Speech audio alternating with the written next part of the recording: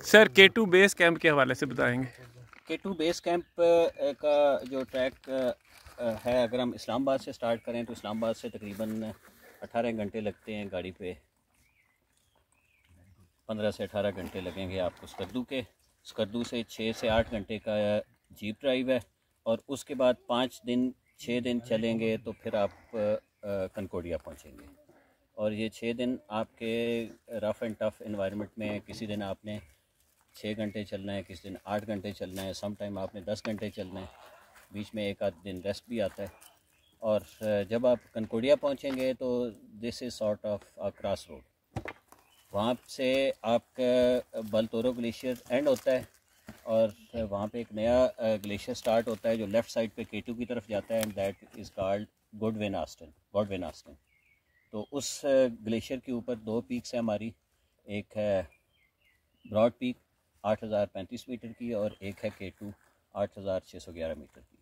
और अगर उससे आप राइट साइड पे टर्न करें तो आपका एक वेल नोन ट्रैक आता है दैट इज़ कॉल्ड कोंडोगोरोला।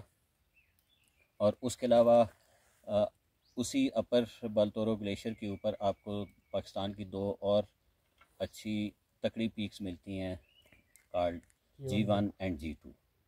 अच्छा, अब हम अगर ये बात करें कि ख़र्चा इतना क्यों आता है, तो बेस कैंप पे आप पहुंचते हैं तो एज ए ट्रैकर जाते हैं, तो आपका सप्लाई चेन आपके साथ ही होती है और आपके साथ ही सारा कुछ मैनेज होता है। लेकिन अगर आप क्लाइंबिंग के लिए जा रहे हैं तो you are suppose to stay there for 30 to 40 days, somewhere between 30 to 40 days. अब इतने दिनों के लिए जब आपने वहाँ पे रहना है तो आपको कंटिन्यूस सप्लाई चेन चाहिए फूड की, उसका ख़र्चा है।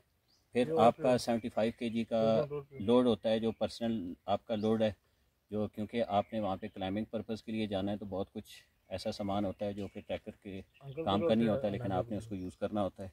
उसके लिए 3 एक्स्ट्रा पोर्टर कम अज़ कम आपके होते हैं। फिर बेस कैंप पे आपने 30 दिन गुजारने हैं तो आपको एक सेपरेट टेंट चाहिए, आपको कंटिन्यूस फूड सप्लाई चाहिए, तो इसलिए वहाँ पे एक मेस टेंट लगता है, एक किचन टेंट होता है, आपका एक कुक होता है, एक हेल्पर होता है। तो ये तो मिनिमम लेवल की बेस कैंप सर्विसेज हैं। अब ऑफ कोर्स वहाँ पे टेम्परेचर रोज़ाना शाम को 2 से 3 बजे के बाद पानी जमना शुरू हो जाता है, ग्लेशियर जम जाता है, और रात को हम फिर उस जमे हुए ग्लेशियर पे रहते हैं। तो कंटिन्यूस पानी वहाँ पे मेंटेन करना है तो उसके लिए आपको फ्यूल एनर्जी चाहिए, और उसके अलावा बहुत सारे और रिसोर्सेज चाहिए ताकि अपने आप को कोजी इन्वायरमेंट में रखें।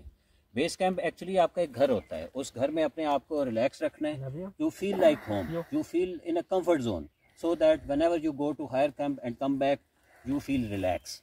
तो सबसे पहला काम ये होता है कि बेस कैंप पे जाके अपना रिलैक्स इन्वायरमेंट क्रिएट करें, और जब आप फील करें कि मैं यहाँ पे रिलैक्स हूँ, कहीं पर भी जाऊँगा थका हुआ आऊँगा तो ये मेरा घर है, मैं यहाँ पे रिलैक्स करूँगा। क्योंकि कहीं भी जाते हैं घर में आके आप रिलैक्स करते हैं, तो पहले आप अपने उसको अपना होम लाइक इन्वायरमेंट क्रिएट करना है और उसके बाद पहाड़ों पे चढ़ना है। So this is enough for today. तो नेक्स्ट एपिसोड में हम और डिटेल बताएंगे। Thank you.